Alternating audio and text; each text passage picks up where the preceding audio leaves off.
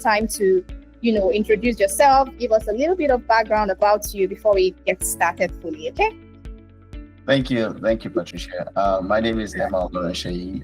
Like she said, I'm the current CEO, one of the co-founders of Immigify. Immigify simplifies U.S. immigration process. We make it easy for individuals and businesses to be able to go through the U.S. immigration in a more simplified way and streamlined way. A little bit about my background. I've been an entrepreneur over time. I co-founded Host Now Now. Host Now Now is a web hosting software development company. I did it with my co-founder in 2015. Host Now Now is still live and well right now, 10 years after. I immigrated to the US in 2018, and in 2019, we sold the majority stake to an investor in Host Now Now. And after that, I've worked with the likes of Microsoft, I worked at Amazon, I worked at Ford Motors International, HPE, Rackspace, and Michaels. So I've gone between e-commerce, big tech, technology-based company, and all different kind of verticals. And one of the key things that I saw is when I immigrated here, the biggest concern is people knowing exactly what they might be eligible for. You might have heard horror stories of people who moved to the US and they struggle to get their permanent residency. It takes them longer time to achieve everything. And I make bold to say that in the 5-year time that you should get your US citizenship is when I got mine. Between the time I landed in the US in 2018, in 2023 exactly, I had my US citizenship just because I did something right. And that informed how we formed Immigify. The goal is to help professionals, people who have a compelling background to be able to immigrate legally and rightly in a more streamlined and simple way. Thank you so much for giving us a little bit of a background about what you've done, the things you've achieved. I'm sure people are looking forward to hearing more from you, knowing that you've been able to, conquer the process of moving to the US, gaining citizenship. So you are well-grounded in the whole process. All right, so we're going to get right into the actual session. And a couple of things that we should expect. Now, this is for everyone in the call. A couple of things just to set your mind on the goal and the things we'll be discussing. The first thing we would be talking about, we know that this is about the US immigration, but we're going to be focusing on specific things like the different visa types that we have. Particularly, we'll be focusing on one visa type, which is the EB2 NIW, and also the process of self-petitioning. We'll also be talking about common mistakes to avoid when applying for the US visa. Ms. Aima mentioned something about, doing it right. So we're going to be talking about common mistakes, how to avoid it when you're applying for a US visa. And at the end of the session, I know many of us will have questions. So there'll be time for us to take questions. We'll take as many questions as we can. But if you're not able to handle all questions, you have the opportunity to reach out to us even after the session. Okay? All right. So, Mr. Ima, we already know how, people have this misconception about moving to the US, especially the US. I've heard a lot of things. Oh, it's so difficult to get to the US. There is favoritism. They favor a certain, country. They don't favor this country. So I want you to, help us clarify that notion that people have about moving to the US. And also, I want you to take us deeper into the types of visas that we have and break it down for us basically. How do we know that we're a good fit? How can we say we are eligible for these types of visas? First things first, I tell people that if you're applying for the right kind of immigration benefit that suits your profile, you already have 50% chance of approval. So every other thing is icing on top. So most of the times, eligibility mismatch is why your case is either delayed or denied. If you're applying for something you're not eligible for, or you're not applying for the one that you're rightfully eligible for. So that's your first, that can be your first undoing in the process. Let's talk a little bit about how professionals can understand the US immigration system. I'd like us to kind of unlearn everything you've heard about the US immigration system. And I make bold to say this. As someone who's well traveled, I've been to I've been to UK, Canada, most of the countries that people want to immigrate to. Before I chose to actually move to the US, I visited all of these countries. And I can tell you that US is the easiest country to actually immigrate to. Now, everybody and anybody can dispute that, but I would break it down. See, when you think about it, a lot of Nigerians move to the UK. And if you call every one of them, their journey pathway to permanent residency and or being able to stay and work long, a lot of them they're going through a lot to resolve that. Why? Because the UK system is designed around an employer brings you, an employer has to file for you, employer. Somebody has to pull you up. You can't pull yourself by the bootstrap. America is not like that. America is the only country that has self-petition path where you don't need a job from you don't need an employer, you don't need a job offer, you don't need anything. You can qualify to file a green card for yourself by yourself. You don't need anybody. By your profile, what you've achieved in life only is you're eligible to file from wherever you are. You don't need to be in the US. You can sit in Nigeria, file a green card, get approved, and move to the US with a green card in your hand. Yes. Of course, they're going to give you an immigrant visa first, where you land here, they give you the green card because they will not mail a green card to you in Nigeria. So, but your green card is approved before you move into the US. So that being said, that kind of brings some level of simplicity to the process. Because you don't need anybody, you just need to know the requirement. You need to be able to put everything together and mail it out. That's all. If you talk about Canada has a minimum requirement. You have to either write IELTS, then go through their either a provincial nominee program, or you go through their express entry. You get into the pool, you earn points, you get selected. There's just so much drama that you have to do to be able to get a permanent residency. The US has none of that. You don't need to write an English proficiency test if you want to move to the US. You don't need one. You don't need to show bank statement. The UK and Canada require you to show bank statement. The US does not care how much you have in your bank statement. In fact, they do not want to see your bank statement if it's not relevant to your case.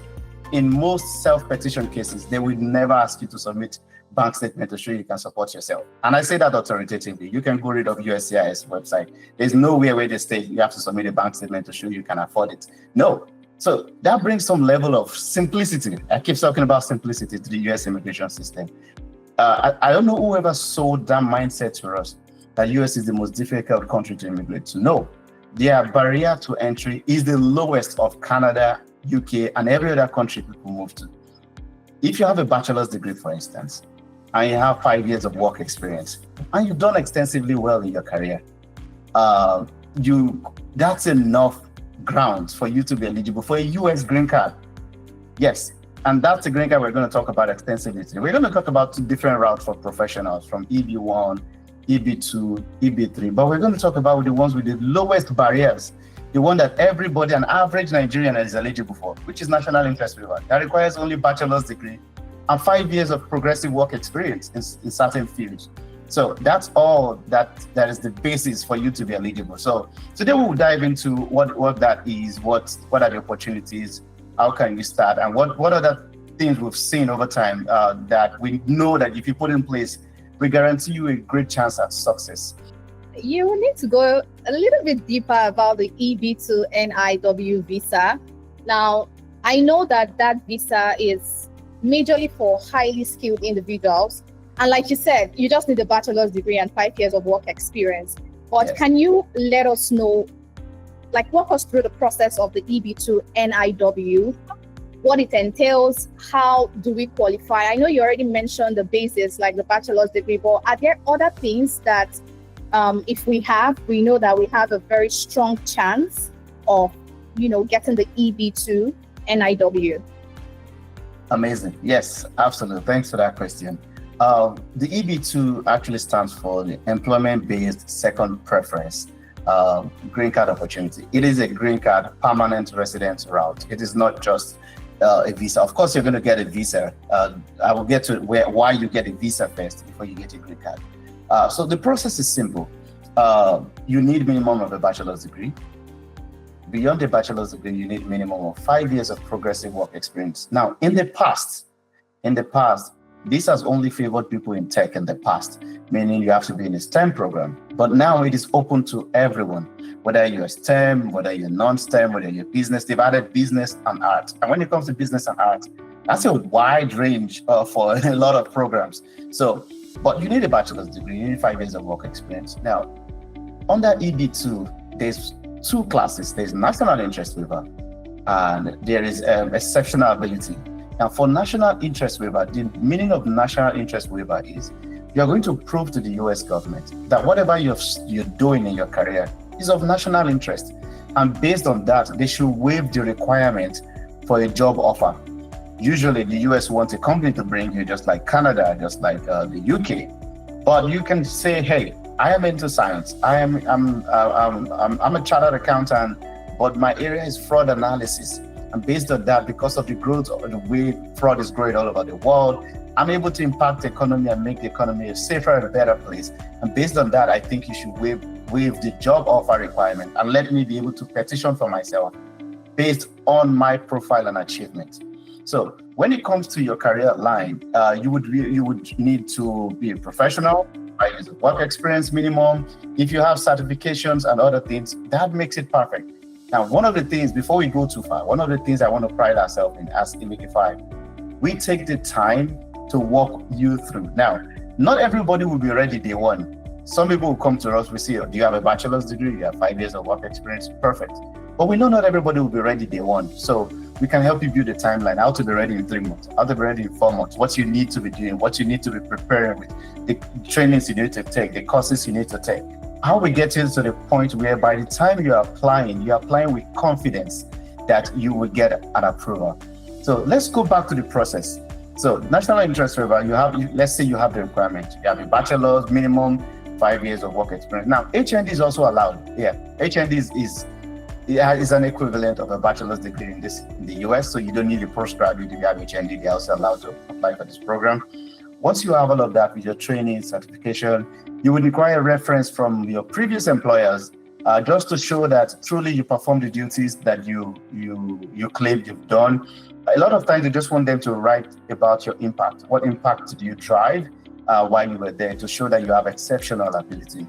Now, when you put all of that together, you file an I-140, which is the job petition. It's a blanket petition. Once you file that I-140, it takes a couple of weeks to months, depending on whether you do permanent processing or not. Once you get the approval for that, they will notify the visa office in Nigeria and say, hey, Mr. A has been approved to move to the US. Visa office will then coordinate an interview. The interview is usually an interesting one. One thing people dread most as Nigerians is once they hear US visa interview, people panic. And I like to say, don't panic. Don't panic. Yes. And I know that because personally, I like to share my personal experience with people just to help them know I feel people's pain. Now, in 2016 precisely, my wife was in the US. She was going to have my first child. And I wanted to go join her. Young entrepreneur, I went to the US Embassy and I was refused a visa. It was my first time. I had never ever traveled anywhere at the time. And I was like, why would they refuse me? I was so mad. I remember talking to one of my friends one day. I'm like, do they know who I am? And they were like, they don't care about you, young man. But, I realized something in that interview. And I did a travel and I went back again. I went to South Africa, I came back, I went back. Same thing happened. So I told myself, there's something I'm doing wrong. I need to understand the process. And so I took my time to understand that you need to show some level of ties. You need to show your status speaks to the fact that you're not trying to run away or jump out from Nigeria and all of that way back, So I did what I need to do, put everything together. By the time I went there, I was given the visa. I never used that visa because I did a change of name at the time. So I requested another visa and I got another one. And after that, I got another student visa. Like at the end of the day, when I moved to the US, I had 3 valid visas when I was coming here, just because I finally understood the system. So back to the point. I was explaining the process of national interest waiver. Once you get the I-140 approval, the interview is totally different from the visiting, student, and every other non-immigrant visa. When it comes to non-immigrant visa, it is basically 100% based on the consular's discretion. So when I say non-immigrant visa, what do I mean? I mean B1, B2, which is a visiting visa, F1, which is a student visa, and all the work visas. It is based on the consular's discretion. You might feel everything right, but maybe the way you responded to the question from the consular, they might feel uncomfortable that you didn't meet the requirement. That's non-immigrant visa. EB2 national interest waiver, the visa you get is an immigrant visa. The difference for an immigrant visa is all the background check that needs to be done for you to even be eligible has been done as of the point of your I-140 approval. Now you have the approval. Once you go to the embassy and they schedule you for an interview, they've done all their background check before calling you for that interview. You're only showing up for them to make sure it's the same person's information that they have that is showing up before them, and that's the right person immigrating. For people who have kids, they want to see you, they want to see your kids, they want you to submit your medical records. That's all they need from you, and that's why you're going for that interview. So they won't be asking you, why do you want to visit the US? Why do you want to immigrate? No, none of those questions. The question is gonna be in line with what you've feel. Have you ever committed a crime? Have you ever been a part of a gang or anything? So it has nothing to do with the non-immigrant experience. That's where I'm going with all of this. So that being said, we encourage people that, look, when the biggest thing you need to achieve is to secure an I-140 approval. The rest is just a walk in the park. And I can say that because we have so many people go through this process, whether they're within the US or they're back home in Nigeria. And we still have a lot of people going through this process right now. So at the point where you go for that interview and they ask you the normal questions, from the things you've already filled, they issue you a visa, an immigrant visa. They ask you a question at that point. You want to apply for your green card. You want to pay for your green card. If you want to, you can go ahead and pay. If you say you're not ready, that visa is sufficient for you to move and live in the US. So if you decide to move and live in the US with that visa, you come here. When you get here, convert to a green card. If you choose to pay for a green card before you arrive, at the point of, they'll give you a green card packet that you give to the immigration officers at the point of entry. Once you hand them that green card packet, they will ask you for an address. Within 90 days, they will mail your green card, which you call the permanent resident card, to whatever address you've given to them. I think I've been able to talk about the end-to-end experience. You start by filing an I-140, putting together a strong case. The biggest hill that you need to climb is filing an I-140, building a strong case to get an approval. And that's where our expertise lies. Thank you so much, Ms. Naima. That was very, very insightful. I mean, you were able to touch through the process, and you even mentioned a couple of things or mistakes that people make when, filing for these types of visas. So thank you so much. Now, I know some people might want to know, is it just the EB2 NIW that we have? We mentioned there are different visa types. So I don't know if you can be able to just maybe surface area touch on the other visa types that we have, and how can we know whether or not we qualify for such visas? Amazing. Thanks, Patricia. I think I'm most excited when I'm talking about these visas. It's a personal mission for me to make sure I simplify the road for everybody that comes in contact with Immigify. And here's the reason. Not just me, folks that we were friends together, we immigrated around the same time. And I saw how fast our careers took off because we did it the right way. We came here and my friends worked in Amazon, Microsoft, mentioned the big names. We all went to, did do well in our career just because we did it right. And so I'm very passionate about when it comes to professionals immigrating. So let's talk about other visas or green card opportunities. Now, under employment-based green cards, there are 5 major employment-based. They call, if you hear EB1, EB2, the EB there stands for employment-based. So employment-based first preference is EB1.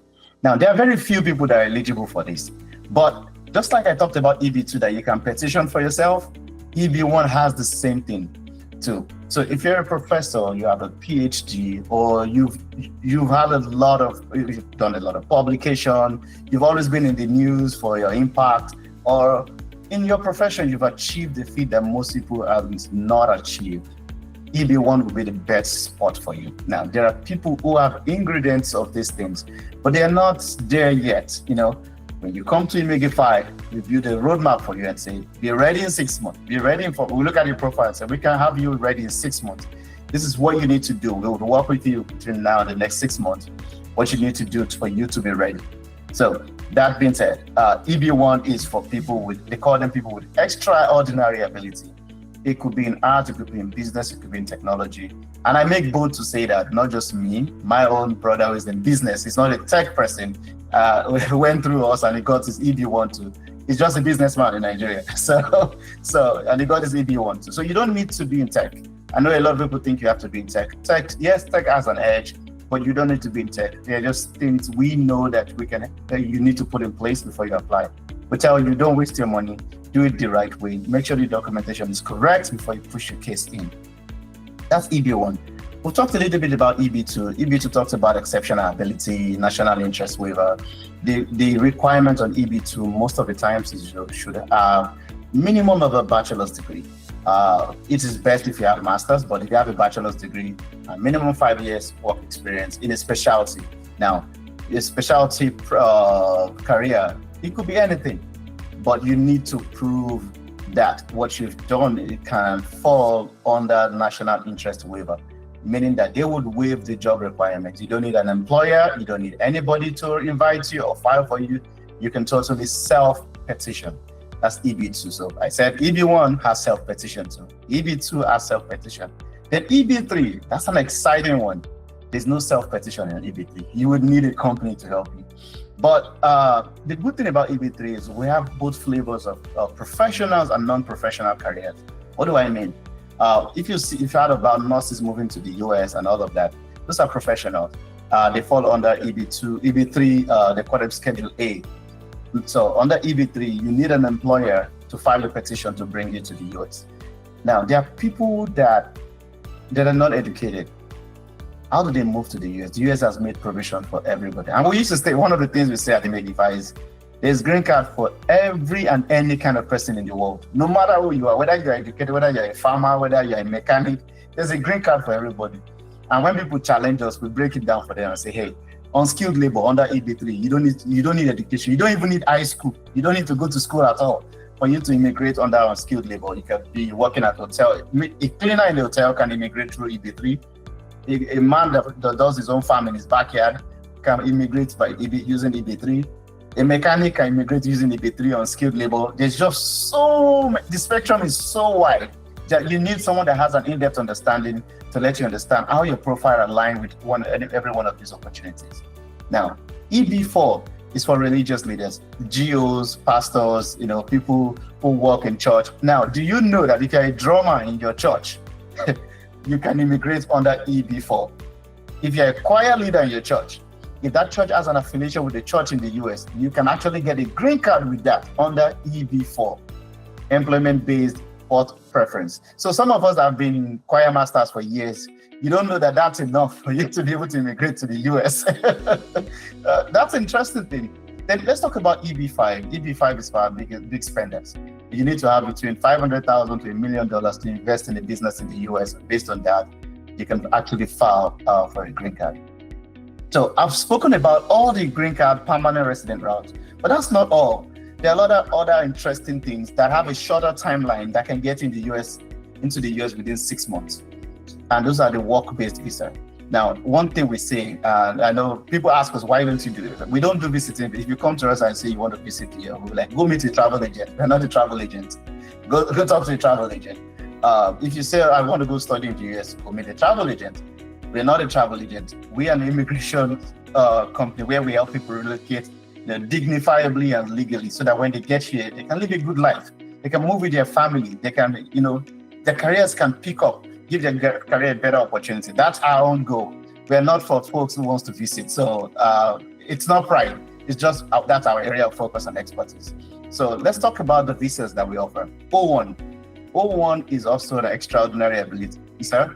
And it requires someone who has shown exceptional ability in their field. over the years. You would need to show that you've published papers or you've been in the media for the impact you've driven. There's so many things. Like I said, we help you prepare. Once we see that you have the minimum requirement, you just need a little bit of beef up, we can work with you with a timeline. We have folks that we're working with right now. People who have also secured the O1 fund. We have a lot of them. So O1 is there. There's O1A, O1B, O1C. O1A is people with extraordinary ability. O1B is for researchers. If you're a researcher, if you work in university, you're a professor, your research has been widely read or cited, you can get an O1B. And there's O1C.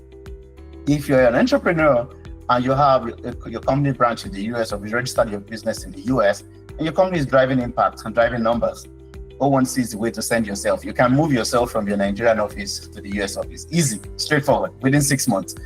We have H1B. Our H1B just rounded off right now. H1B is the US work permit lottery. Now, one of the things that I think is quite disappointing, and no one should take this wrong, is the fact that Nigerians are too quick to jump into conclusions. When we started this program, we advertised that there's a work permit visa lottery. And everybody, 90% of the comment section was saying, this is scam. Nigeria is not eligible for visa lottery. And we started laughing because that's the level of ignorance. People cannot even put H1B in Google and say, what is H1B lottery? And is Nigeria eligible? With ChatGPT that is free today and Google, it is easy to know. You don't need people, it's not rocket science. You don't need a pastor to tell you Nigerians are eligible. So that's a work permit lottery. Every year, the US gives out 85,000 to 200,000 work-based visa for people to move to the US and come work. So everybody submits. The company has to submit your name into the pool. They do the raffle and they pick everybody. Once you're selected, you file your case, you move here with your family. You can live, work in the US. So we have a couple of organizations that has, partnered with us that we can help people move through H1B lottery. So the organizations hire you, they put you in the lottery and they help you move to the US. We also have L1A. L1A is an intra-company transfer. So if you work with a company, like I mentioned earlier, your company has a branch in the US, or you registered your business in the US, you have an existing business in Nigeria, you can transfer yourself, you can transfer your employees from your Nigerian branch to the US branch. It's just limitless. We have P1 and R1.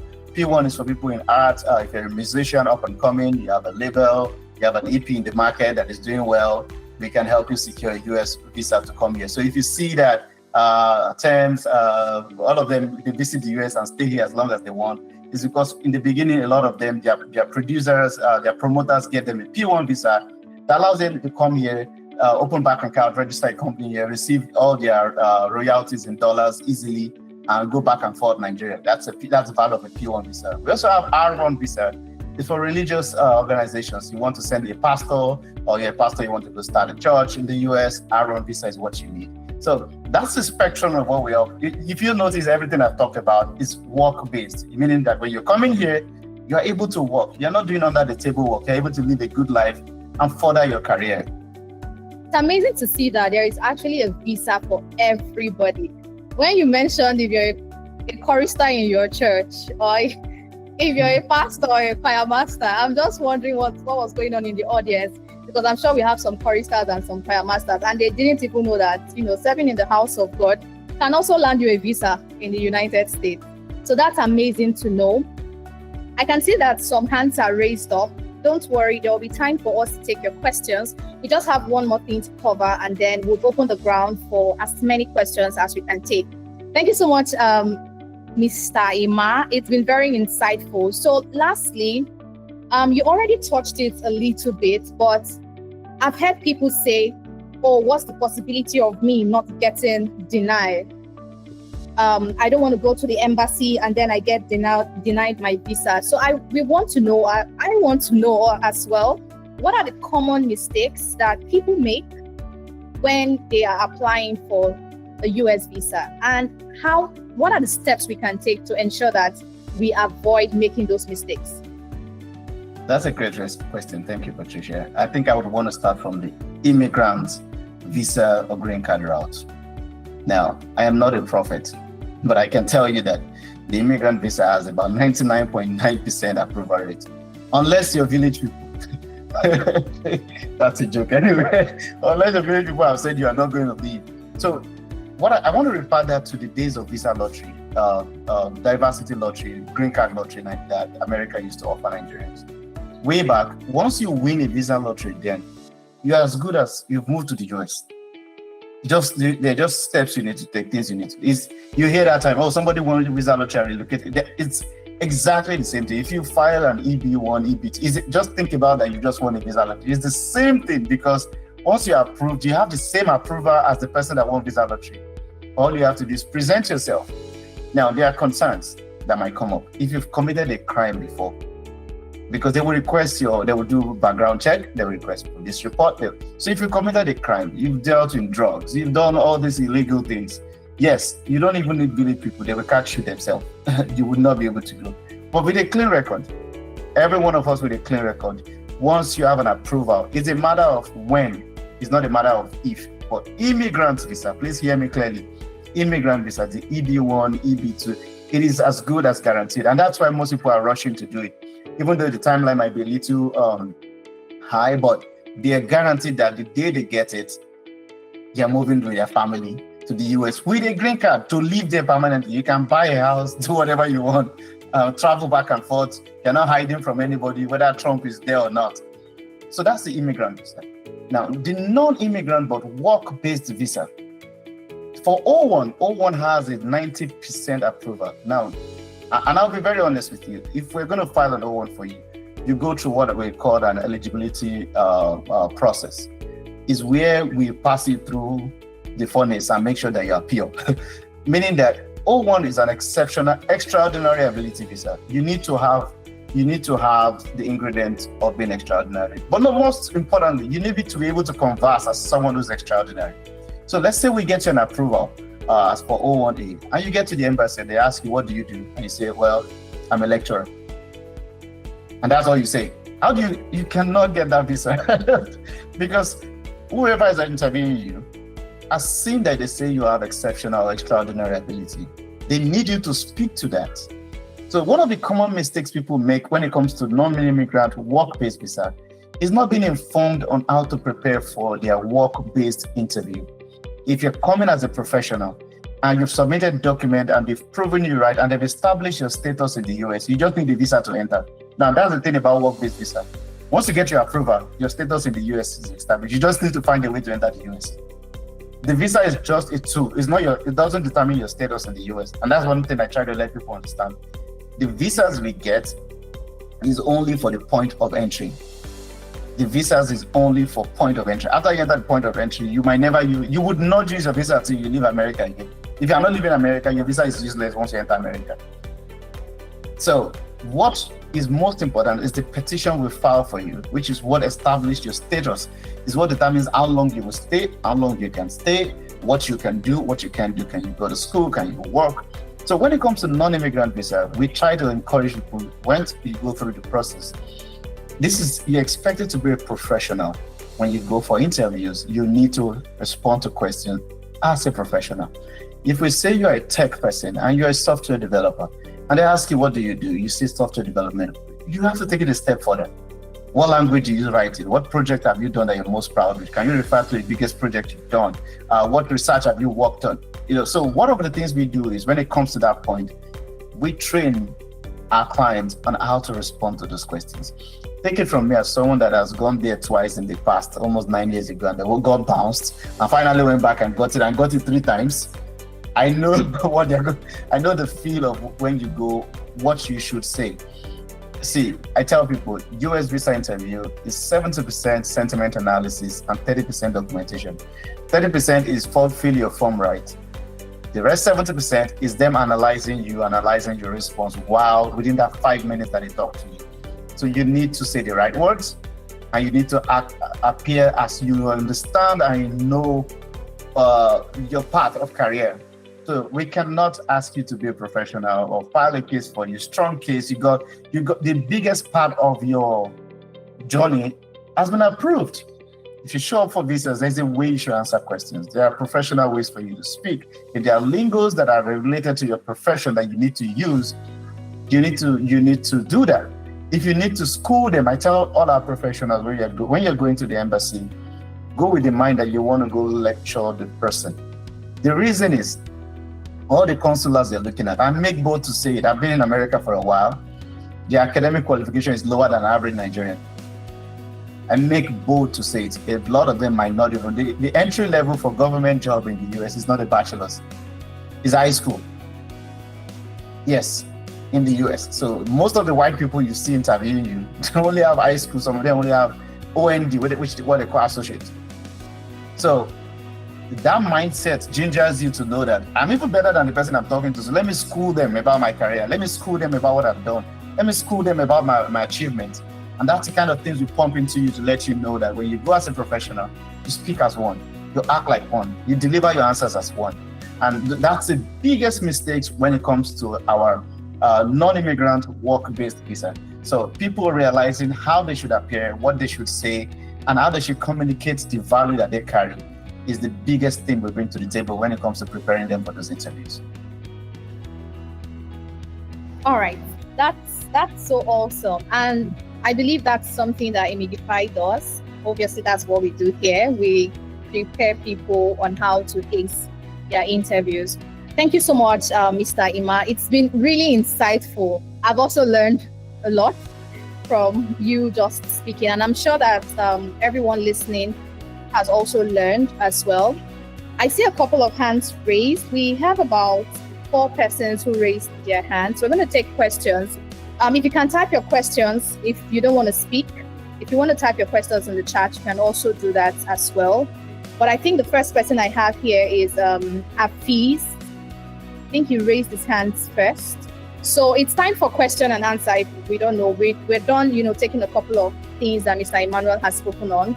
So if you have any questions, we might not be able to answer all the questions on this call, but we'll try our best to handle as many questions as possible. So Afiz, can you unmute yourself? What's your question?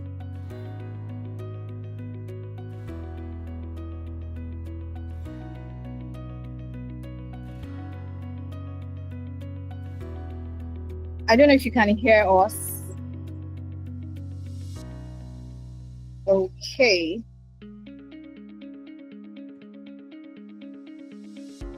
I think maybe we lost him. We can have the next person go. I think so. Yeah, it's no longer on call. Okay, I think the next person here is Iremide. I hope I pronounced that correctly. Please forgive me. I'm not Yoruba. We have Iremide. I think she's the next person. Yes. Yeah, good evening. Good evening. Yeah, my question is on H-1B visa lottery. I want to know, since your company will help us to get a job offer. Hello? Yes, we can hear you. Sorry about that. We can hear you, yes. Yeah, if your company is going to help us to get a job offer to be able to qualify for the raffle draw, are we going to get an offer letter for the H-1B? Yeah. Will the offer letter be sent to us, or how do we go about it? So yes, you will get an offer letter. The offer letter is contingent on the approval of your H-1B. So if you're going through the H-1B process, yes, you will get an offer, but it's contingent on the approval of, meaning that it's when your H-1B is approved and you move here, that the offer will kick in. But yes, you will get an offer. Yeah. So my last question is on EB3 for the people that are not degree holder. Yeah. I want to know the process and the cost. What are the documents the candidate needs to have for them to apply? The cost, the process, and what are the documents or whatsoever skill? Because I have a brother that is an electrician and he has many years of work experience in that line with Nigerian PHCN rather. So I don't know what are the skill or qualification they need to have to apply for the EB3. Yeah. Thank you. Perfect. Let me answer that question really quick. In terms of the skill, yes, you just said he's an electrician. That's the skill he needs to have. There are different verticals that we help people move through. There's the health, there's the hospitality, there's engineering, which he falls under as an electrician. There's agriculture. There are different parts to EB3. So yes, as an electrician, he can actually immigrate being an electrician to the US. He would have to do it through a company, of course. EB3, you require a company. Now, there are a few companies. Our role is to help him locate a company that needs an engineer of electrical background without any degree, and help him walk through the EB3 process of applying. It is doable. He just needs to show his experience to the company. If he has done freedom, which they call freedom in Nigeria, maybe it's freedom trade tests, certificates to just show that he's certified in what he's doing, and the rest is company based. The company pushes the most of the petition. Like I said, we have employers that we're working with, selected employers. They have limited roles though, but we have employers we're working with to help people immigrate through that process. But that's the process for that. In terms of details of the process, I think just so that we can be careful of everybody's time, we can send you more details after this call. We'll work with the team to send you updates on that. So let's take other questions. I think we have 4 that have been raised. Yeah. Yes. Okay. I see. Oh, Afiz, you're back. I am back. Please. Mm-hmm. Yeah. My question goes thus, like, what if somebody has been, I've gone to the embassy for a student for an F1 visa and I've been denied visa. So, and person is trying to transition through the EB to EB3. So how is the case? How can the person present the case to be very suitable to the consulate and getting the visa? That's a great question. And I'm so happy you asked that question. That's the kind of question I get excited about. So whatever you've done when it comes to a visitor's visa sits with the consulate in Nigeria, right? When you come to EU, you are applying to the US Immigration Service, which is another body in the US. They don't process that in Nigeria, they process that in the US. Now, once they process your case on an EB and you are approved, it is totally, you're being denied a visa in the past does not affect your immigration. Now, if you're going back for a non-immigrant visa, please get it right. You're being refused the first time I come into play. They might want to compare what was the reason why they refused it the first time, and has anything changed since that time? That's for non-immigrant visa. But for immigrant visa, you have satisfied the maximum requirement of someone that can move and come and live in the US. So that's what the immigrant visa is. And so when you have received your approval and you're going there, the grounds that you've been designing, they will not even bring up the fact that you've been denied a visitor visa, except when you're filling your form, they will ask you, have you ever been refused the US visa? There's one thing you should never do to the US, don't lie. Just say yes. It won't affect your chance. Because I've been refused before, and I know that, and I went through immigration process, and when they asked me, I said yes. And that was it. It didn't affect my chance. So I share this story to be more relatable and let you know, I understand the process that we might be going through right now. And I'm just letting you know, there's a light ahead of the tunnel. Some of us has gone ahead of you. We've seen the way, and we want to show people the way to do it easily. So yes, you're being refused a non-immigrant visitor visa will not impact your immigrant visa petition in any way. Okay, thanks for the information. So because normally like I said, I've gone there. So and I've read about the EB3 route. So I think I would. So you could just send more information, and we could move and do something great. Absolutely, yeah. We will be excited with you. No problem. Yeah. All right, thank you so much, Afiz. And we have 3 more persons whose hands are raised. We'll just take it very quickly. Please make your questions very short and summarized. We have Adeyemi Adekoya. Good evening, everyone. Hi. Can you hear me? All right. Yes, we can hear you. Yes. Okay, so my question is a bit long, but I'll try to make it very short. I have background in music. I've been into music for a while. I have 5 years experience working in the media space. as a social media specialist. Currently, I work as a technical team lead in a tech firm. We built some projects. So the reason I'm asking is, the reason I'm saying all of this is I want to know what you recommend for me, because I have a fiancée over there. She's a citizen of the US. She was supposed to come last year, but her family refused her. So and I'm meant to go visit now, and I don't know how to go. So the fastest way to go, and I was thinking if I should go through the study route. So I just want to know what you would recommend for someone like me.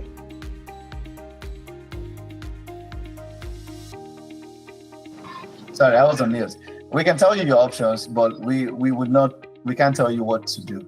So you and your partner she can file a fiancé petition for you. That's what they call a fiancé visa, K1 visa. Maybe Immigify does not do family-based migration, so we would not be able to handle that, but we can tell you that you can do a K1 visa to go meet your spouse. And K1 is the kind of visa they give you for you to go and physically meet the person and marry the person. If you get refused that, then they can come back home and marry you and file a family-based I-130 for you, and you'll be able to immigrate to the US with a green card. So, but in terms of how you want to decide your way, if you want to do student, we don't know.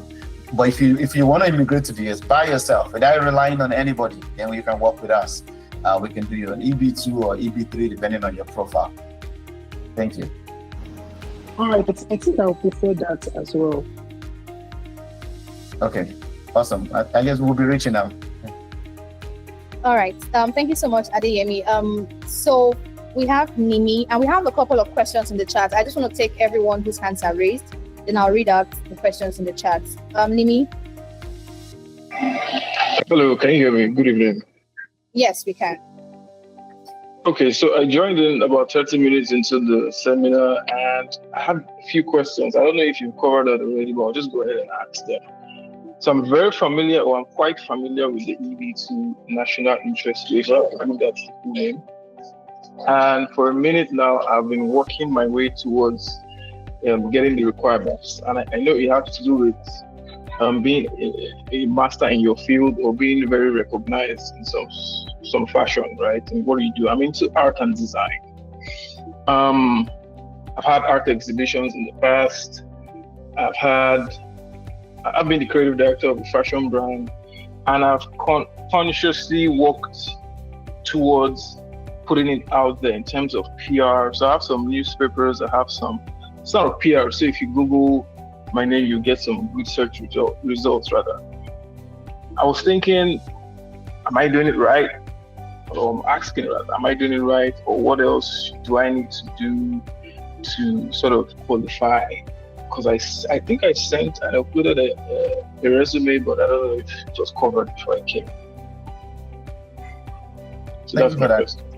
Yeah, so this is the part where I talk about when we review people's profile, we see that they already have the ingredients of what we need. We then look at what else can we put in their timeline or their roadmap that we can help them establish a strong case. One thing I want to share with everybody, being eligible and having a strong case are two different things. You can be eligible, but if you don't put forward a strong case, you might be refused and denied, and that's money and time down the drain. So we encourage people to say, hey, seek guidance, but we'll never tell anybody you can do it yourself. That's one thing we'll never tell anybody at Immigify. We can never tell you that. But we're able to work with you and make sure that whatever you have, we can see what's left. Put that together so you can put forward a strong case to secure an approval. So from what you've said, I can sense some level of eligibility, but putting it into a case and making that case strong is a different ballgame. You need someone who understands the lay of the land to do that. Absolutely, I understand you. And of course, you more or less getting me as a client. My plan is to probably begin to immigrate in the next 2 years, 2026, 2027. So should I start now, or do you think I should wait? If you need to go in 2 years, I tell you, if you start now, that's when depending on the kind of visa or green card, there's some green cards will take you that long. So if you want to do it in 2 years, this is the best time to start. Like they say, The best time to plant a tree was 25 years ago. But the next best time to plant a tree is today. Because if you wait till tomorrow, you've lost 1 month. So that's the principle. Okay, definitely. Thank you. I'll be in touch for sure. Thank you. All right. We can't take everyone's question. We have a lot of questions coming up. But Kayode, we'll have your question. Sorry, Akan, we might not be able to take your questions. We still have a couple of questions in the chat, and we need to wrap up soon. Kayode, can you go for it? Okay, good evening. I want to say a big thank you for this information because I've been waiting for it. I have 2 questions quickly. Number 1 is this. What is the duration, the processing time for the EB2 NIW? That's number 1. Then number 2, I've been trying to communicate with Mr. Emmanuel because I am ready. I have masters, I have 10 years experience. And there was a time they advertised O1 visa. I was told to submit my CV. I have not had anything since then. And I'm very, very serious. I've been asking them, do I qualify? Can I start now? Please, what can we do about this thing? Please, thank you. Thank you so much. I'll be honest with you, our team got loads of resume that we are going through to let people know the eligibility. And I know my team has been doing a great job. Like you can see, this is weekend and we're working weekends. So I appreciate the team, but I apologize if we haven't gotten to you. But we're definitely going to get to you. But if you already know the national interest waiver is what you want to do, you can skip that waiting for the eligibility and just reach out to us. Then we can just do what we call a strategy call and build a strategy for you and start off. So you're not in the queue of people waiting for eligibility response. If you already know that you have a master's degree, you have 5 years of work experience, then there's no need to wait for the response from the resume. You can kickstart with us today. I know our team will reach out to you. And now that you've signified on this call, you'll be sure to hear from us so that we can start either the O1A or the EB2 national interest waiver. All right, thank you. I will send them in. All right, thank you so much, Kayode. So I'll just be reading out questions from the chat now. Ibiso Ete, I hope I got that correctly, is asking, for EB2, how do you secure a job since this is through self-petition? Amazing. That's another secret sauce you get. You cannot get it elsewhere. Yeah, our competitors wouldn't tell you this, but I'll tell you this. Once you start an EB2 national interest waiver petition, we train you on how to be ready. 6 to 9 months before you move into the US, you can actually interview from anywhere in the world. We give you a packet. We link you up with recruitment companies that recruit across all verticals. We have 5 of them, big recruitment. I can even mention their name. Insight Global, K-Force. We have a dedicated recruiter. And you can look up these companies. We assign you to those recruiters and they start helping you find roles and you start interviewing. So before you get into the US, you can already have secured the job.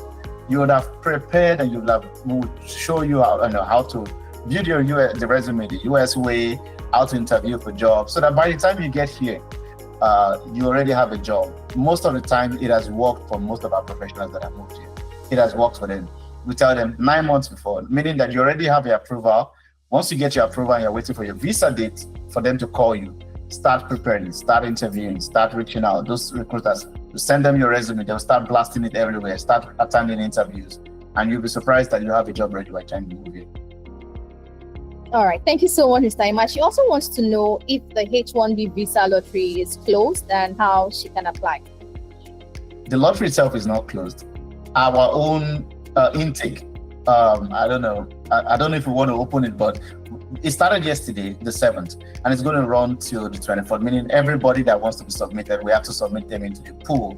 I don't know. I think we might give consideration to a few people that still want to join, but I think we're working through submitting everybody that has applied so far. So I think you should reach out. Let's see if the team will make an exception for a few people to join. But we are actually in the middle of it right now. Every company is submitting between now and the 24th, because by the 25th, we'll hear the response to know who has been selected and who's ready to move to the US. All right, thank you so much. I'm going to take 3 more questions, then we wrap up. Omeni Marshall is asking, if I have a visiting visa, B1, B2, can I apply for an O1 visa? If refused, what happens to my B1, B2 visa? Absolutely nothing. Absolutely nothing. I've had people go through that. In fact, my own wife went through that. She was applying for the F2 with the B1, B2, and she got the first F2, but B1, B2 was not cancelled, and she still used it after that. That was, 10 years ago, of course. Okay, he also wants to know, I don't know if it's a he or she, but he wants to know if he can process the O1 visa from inside the US. So if he moves to the US with visiting visa, can he process the O1 visa from the US? That's not a standard procedure, but yes, you can do it. However, if you're going to do it, one thing is important. You must do premium processing. You only have 6 months when you come on a visiting visa. And the timeline for O1 within the US is about 6 months. So you don't want to fall out of status. Once you fall out of status, you cannot take advantage of any employment-based or skill-based migration anymore. So meaning that if you want to do that route, prepare yourself when you come in, file, if the first 90 days, you cannot file anything. This is a rule of thumb. Please do not let anybody deceive you. If you have a B1, B2, you get into the US, you must wait 90 days before you can file any kind of petition. So if after 90 days and you only have 6 months, that means you have 3 months left. Within that 3 months, if you want to file O1, you have to do premium processing. Premium processing is where you pay about $2,800 for them to respond to you within 15 working days, for them to process your case within 15 working days. So that's it. So it's possible, but you need to know where the landmines lie. So that you don't step on the landmines. So you have to be careful. You come here, you have to wait 90 days. After 90 days, if you file, you have to do premium processing to be able to stay within status for when you will get a response. So yes, it's possible, but you already know what it will take from you. Okay, thank you so much. Musa wants to know if there is any age limits in all the visas. I'm just going to combine two questions. So is there an age limit for all the visas? Then someone here is asking which of the visas mentioned is my best route. He has a bachelor's degree in banking and finance, 2-1, and also has 20 years work experience as well. US does not have immigration limit. You can immigrate at the age of 85. It does not matter. They don't have age limit. If you have banking and finance, 20 years in banking experience, I would say national interest waiver would be the easiest thing on the immigrant side. On the non-immigrant side, it's going to be H1B. That will be your strongest point right now.